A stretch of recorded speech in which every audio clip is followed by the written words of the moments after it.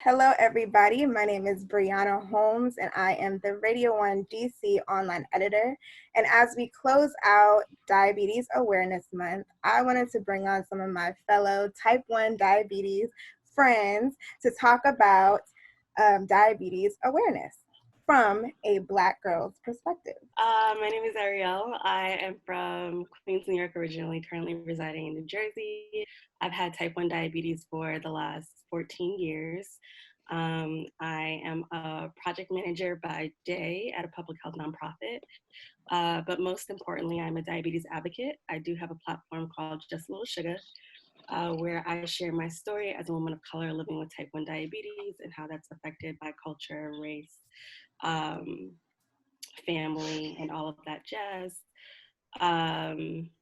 And yeah, you can find me at just a little sugar, just a little underscore sugar on Instagram, or justlittle.sugar.com. My name's Angel. I am from Cleveland, Ohio. I have been a type 1 diabetic for 24 years. I was diagnosed at 5 years old. Right now, I am a server. I work at a couple restaurants, and I'm a mom. I have a 9-year-old son, and I recently just joined the diabetes world. I kept it all to myself for a while. I didn't really have anyone to talk to until I met Ina, and we came together and made a documentary called "I Could Never Inject Myself." And right now we got a lot of ideas in mind, a lot of things that we plan on doing, and so be on the lookout for all of that. You can follow us on Instagram at I Could Never Inject Myself. Okay, so my name is Ina. I'm from Cleveland, Ohio, and I've been a type 1 diabetic for 5 years. So pretty much, like Angel said, I'm kind of new to like the diabetes community recently, and seeing people that look just like me was very welcoming. And I am currently a college student. I'm majoring in film, which explains the documentary and why I went to that and started directing and editing it myself. So that was like an experience. So yeah. Hi everybody, I'm Kylene. I'm from the DMV area, and I have been living with T1D since 2010. My platform is Black Diabetic Girl, and I also have another platform called Dope Diabetic Girls. Like Ariel, we are advocates all day, every day. In my 9 to 5, I work in one of our healthcare systems as a behavioral health analyst. So thank you guys for joining me again. I want to learn more about how you found out that you had diabetes. I know that some symptoms are very similar that we may have all faced, but some of us may have really different occasions, of what happened. Why don't we start with you, Angel, because you've been a diabetic for 24 years. That's longer than all of us here. So you were very young when you found out. So what was that whole process like? Okay, I was diagnosed. I remember the exact day. I was 5 years old. I was in kindergarten. I was at recess and I fell. I fell on the monkey bars, and the girl I was playing with, she wasn't even in my class. And I was like, oh no, I'm fine. I gotta tell nobody I fell. And like instantly I got like the biggest bruise on my arm, but I'm holding my arm and I could feel like the pieces in my arm. And I'm just like, oh my God, I'm holding my bones, but I'm still walking around like I'm fine. So I took a nap and I slept longer than anybody. And finally I'm like, you know what? My arm is like not okay. I went to the office. My mom picked me up, took me to the hospital. I don't know, somehow in between me eating this popsicle and them twisting my arm up, they told my mom I was diabetic. At that point in time, I didn't think nothing of it. I didn't know what it was. So it wasn't until I eventually went home and my dad's like, yeah, you can't eat that. And I'm like, why? I ate it yesterday. I could eat that. So and it just changed. It just started changing. I don't know, my life just changed. And I was taking shots like multiple times a day. And I didn't think nothing of it. I didn't even think they heard it. I was just like, oh, is it time? Okay, give me a shot. Then when I started to get a little bit older, I was like realizing this now. I'm like 9, 10. I'm like, don't nobody else I know got to do all of this. Why do I, take shots? And then here comes DKA. I think I spent most of my 3rd grade in the hospital. And at that point in time, I felt weird. I felt like the weird kid. I was always sick. My teachers always asked me if I was okay. If I laid my head down for too long, it's like, uh-oh, she's low. And they were like slot me pretzels or something. And I'm like, dude, y'all making me feel so weird in front of everyone. I did not like it. And like Ina was saying, like I never knew anyone who looked like me with diabetes. I had one person in my class and he was white and he had diabetes, but I mean, it wasn't of any interest to me though then. Like, okay, well, he's my age, but like, my mom didn't have it, my brothers, I knew no family members who had diabetes. It was just me. And I got older and I just kept it to myself. I didn't tell nobody. I mean, at that point in time, I was just taking injections. I wasn't wearing a pump or anything like I am now. So if no one knew, they didn't know. And I didn't bother telling anybody. I just became open about me having diabetes when I met Ina, and I met her at work, and she seen my pump and was like, oh, that's the pump? And I was like, what? Like, how you know what this is? No one knows what this is.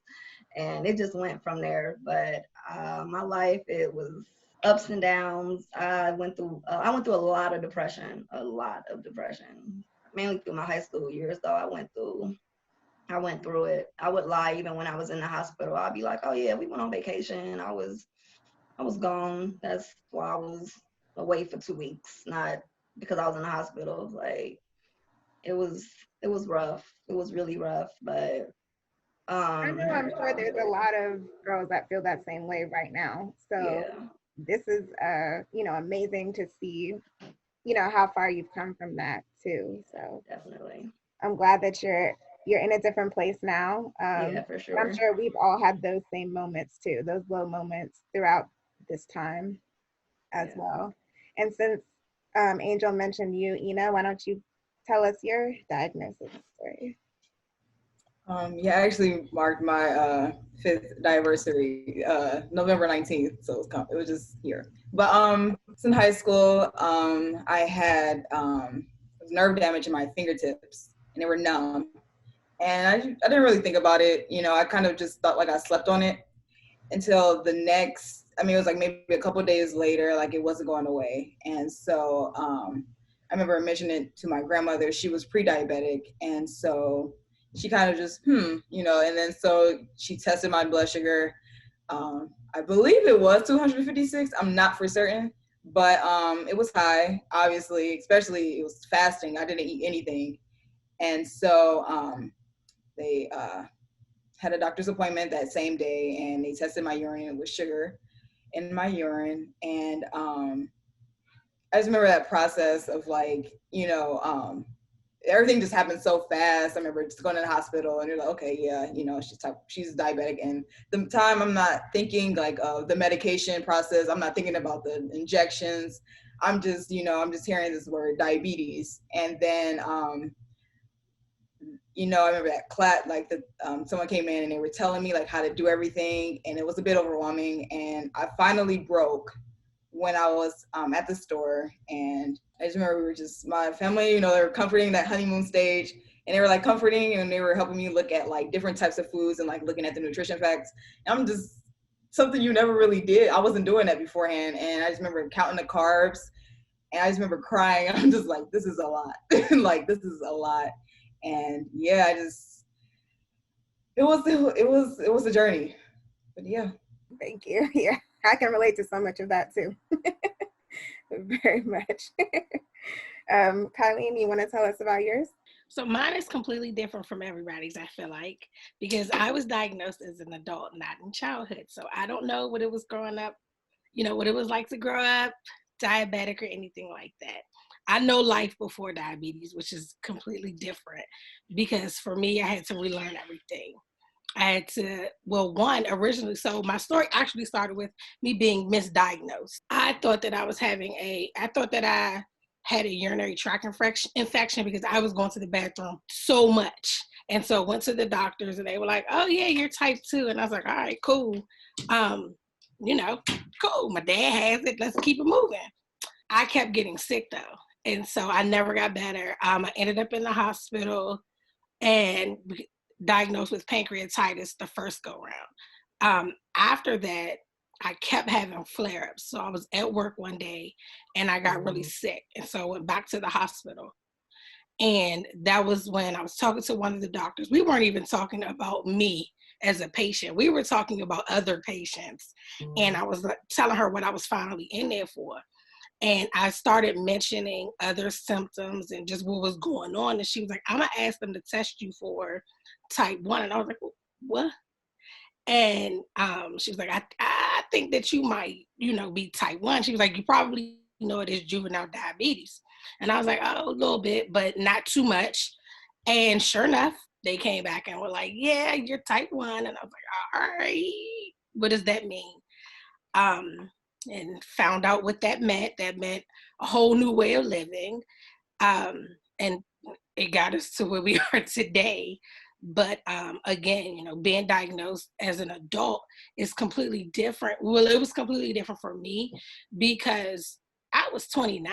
So I was set in my ways, everything that I was doing, set all in my ways. 29, I was in the clubs, drinking, doing everything under the sun.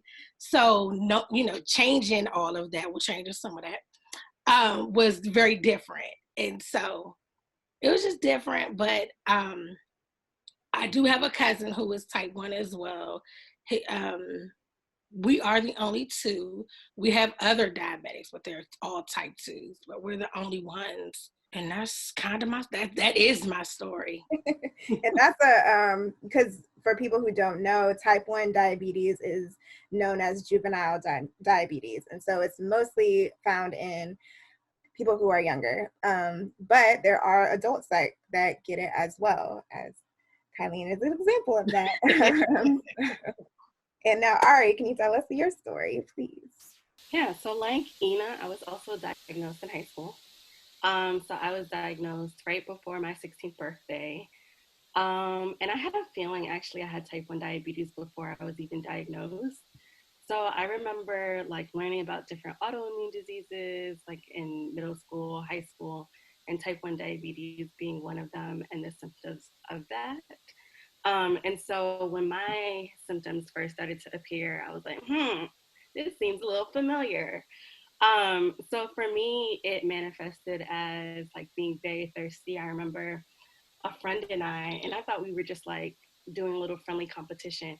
We would start the school day off with like these 1.5 liter bottles of water and say like, who can get through their bottles the quickest. And so by the end of the day, I would have drank like multiple 1.5 liter bottles of water. But I didn't think anything of it. I just thought I was like being hydrated, conscious, all that good stuff. You know what I'm saying? And then I ended up visiting my sister in Massachusetts, and it got to a point where I had to take like a 4-hour bus ride. And during that bus ride, like I remember needing to use the bathroom multiple times and just being really uncomfortable because like I was on a coach bus and it was just like, oh, no one wants to be running to the bathroom in the back of a bus multiple times. And so that was alarming. But it wasn't until my sister kind of noticed that something was a little off. Like when I saw her, she was like, oh, you've lost a lot of weight. And I was just like, yeah, girl, I'm skinny. Like, hey. And then she also was like, all right, and now you're drinking all my water, or you're waking up at multiple points throughout the night to go use the bathroom. And so I remember she shared like her concerns with my mom. My mom was like, oh, that's interesting. But it wasn't until I went to get my hair done and I needed to sit for a blowout for like 20 minutes. And I needed to use the bathroom like 2 or 3 times during those 20 minutes. And it was like an urgent, like, I need to go now. And I was very embarrassed because I'm like, I'm 15 and I can't hold my urine. Like, what's up with that? And so I just started thinking and like remembering what I learned previously. And I was like, oh, okay, well, I'm always thirsty. I've lost a lot of weight and I have to use the bathroom a lot. And so I went to my mom and I was like, I think I have type 1 diabetes. And she was like, are you sure? And I was like, yes, just based off the symptoms that I know about. And so then I went to the doctor, like, I don't know, within that week. And then the next day I got my test results back. And so my dad called me while I was at school and he was like, yeah, I'm coming to pick you up and take you to the hospital because the doctor thinks you have diabetes. And so that was kind of the beginning of my diagnosis story. And when I found out officially I had type 1. Wow. I literally, my story is like all of you guys' stories combined together. Like everything, I'm like, yes, yes, yes, that happened to me too. But I was, thank you, Ari, for sharing that. I was diagnosed 14 years ago, on my first day of high school. And very similar to what Ari just said, the summer before that, I was losing a lot of weight, but same thing. I was like, whatever, I don't have to do anything and I'm losing weight. Cool, you know, I was fine with it. And then it was like we had a family reunion in Florida and we drove down. And I remember we were in the hotel suite or whatever, and you know, we had cereal and we had milk in the refrigerator for us to eat whenever we wanted to, me and my siblings. And I don't even like milk like that, but there was that big old jug of milk in the refrigerator, and I was so thirsty. It looked so good. I'm like, okay, I'm gonna pour. And I drank a whole cup of milk before I went to bed, and I'm like, I don't even like milk. Like, why am I drinking this? And then on our way back home, when we were driving back, we had to stop almost, it seemed like every other exit for me to use the bathroom, to get back home. And I was just like, I don't know why I have to use the bathroom. And then it's like when I get back in the car and then I'm like, oh, pass me another water bottle, you know, and I'm drinking more. And then it's like, oh, wait, can we stop to use the bathroom? And it was just a lot. And so my parents were just like really looking like, okay, we don't know what's going on. My parents thought because I was losing so much weight, like my face was like sunken in. It was like really scary. I really don't even have any pictures of that time because I just did not look well at all. And but my parents were just really concerned, and so they thought I had cancer. And so I went to get blood tests done, and I remember it was my first day of high school. I came and everybody was looking at me like, whoa, Bree, dang, they're like, you're really skinny, but okay, all right. And then it was, I think I was like maybe halfway through the day, and then I get called down to the office, and my mother was down there, and she was like, okay, they got your results back. You know, we're gonna go to the clinic or whatever. And when we pulled up in the parking lot, and then my dad got out of his car, and I'm like, hold on, my dad left from work to come here. I'm like, oh Lord, I said, this must be really serious. And so I was getting scared. I was like nervous. I'm like, what is happening? And we went in the office, and the doctor came in, and she was like, well, so normally, you know, normal blood sugars run between 90 and 100. They're like, yours is 600. So you definitely have type 1 diabetes and you need to go to the hospital now. And I was like, oh my gosh. And the same thing that Ina said, like being in that hospital bed and then having all these doctors come in and they're giving you books and telling you, okay, now we got to shoot you with the shot here. And okay, and now you got to do this. And remember, when you eat that, you got to calculate this. And da-da-da. And it was just like, whoa. And I remember that night as well, I cried. And I was like, God, I don't even eat that much candy. I was like, why? Why did I get diabetes? I don't even eat them, you know? And that's all the misconceptions that are out there that you think that's why you get diabetes, because you know, I'm like, maybe on Halloween I'll splurge a little bit, but that's it. But but yeah, so it was that night was very sad. And then me going home, and again I was off of school for like the rest of that week, to kind of just get the hang of everything. And then same thing like Angel, like I had to go to the clinic to every day before lunch and, you know, check my blood sugar, take a shot, and if I'm low, then I have to go there and eat some peanut butter and apples or, whatever it was. And it's just like, oh, gosh, I just want to, live my high school time like a normal kid. But yeah, so, I mean, it's good to hear that a lot of us have very similar things. And so anybody who is watching this and you might experience these same symptoms, definitely go to your doctor and have them check you out. The earlier that you can find out, the better. And actually with me, I have 3 other siblings and 2 of them also have type 1 diabetes. And they were able to detect it earlier because of learning from my symptoms. So once she started using the bathroom a lot, she was drinking a lot, my parents were like, all right, let's go get you checked out. And they knew right away. And my brother the same way. And it's crazy because actually out of all my siblings, my one sibling that is afraid of needles, she's the only one that doesn't have it. So I'm just like, I think God was definitely looking out for her. He was like, it's okay. We're not going to give it to you. It's all right.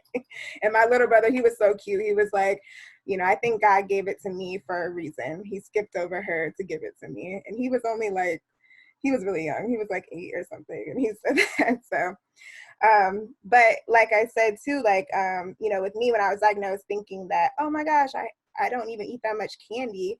It's because of a lot of the things that are out there is that people are saying that if you eat this, you're going to get diabetes, or if you, and stuff like that. So what are some of the maybe misconceptions that you guys have heard, or some things that you want to clear up about type 1 diabetes? I think we've all heard it doesn't look like, I didn't expect you to get it. Like it's always, oh, you don't look like you would be diabetic. I always hear that one for certain. And it really doesn't matter, It doesn't have a look. Right. Yeah. Cinnamon will not cure us.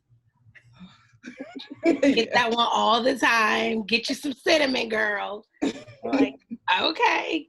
That's so funny. I was gonna say that one because my grandma, she's from Trinidad, and I remember like she was pushing cinnamon on me, and she's a nurse. At the very beginning of my diagnosis, along with like sugar doesn't cause diabetes regardless of the type. And I think another misconception is like type 1 diabetes does not go away. Like, you can do everything right. You will have it for the rest of your life. You will be insulin dependent unless there is some type of cure.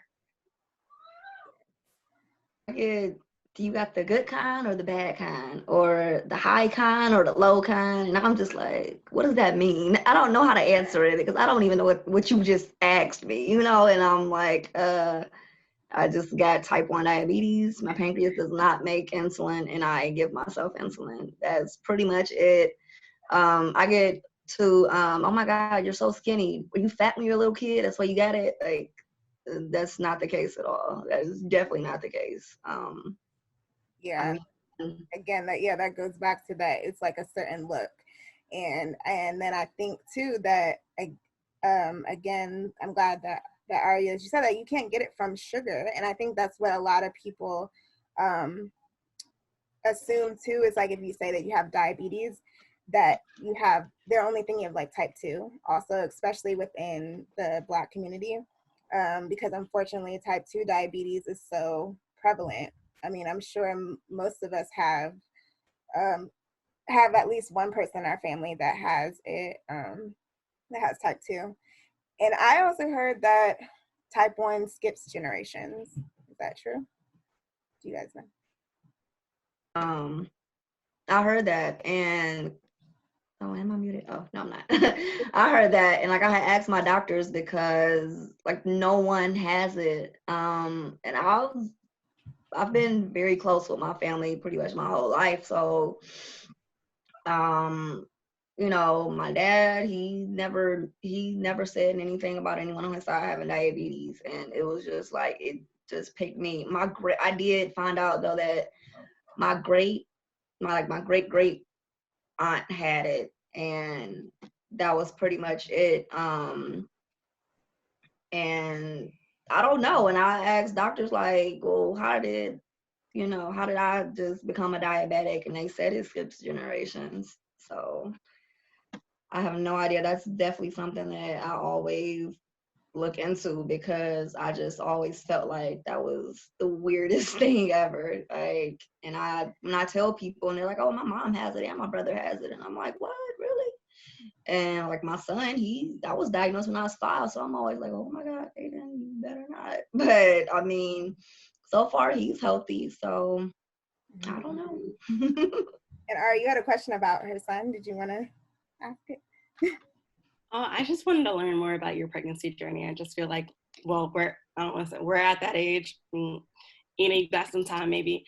But pregnancy is something that I think about often, and so I've just always wondered what that journey was like with. Yeah, it was rough. It was rough.